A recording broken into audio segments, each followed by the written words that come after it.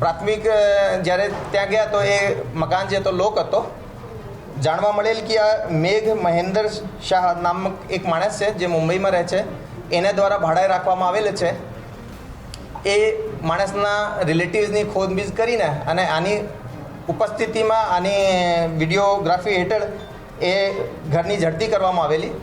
ઝડપી કર્યા પછી લગભગ 87.920 kg ગોલ્ડ બાર્સ જે બ્રિક ફોર્મમાં છે, સાથે સાથે 19.663 kg જ્વેલરી, જેમાં એ જ્વેલરી મળી આવેલ. આમ ટોટલ કરીને 107.583 kg સોનું અને ઝવેરાત મળી આવેલ. એ જગ્યાથી 11 જુદા જુદા બ્રાન્ડ્સના લક્ઝરી ઘડિયાળો પણ મળ્યા છે.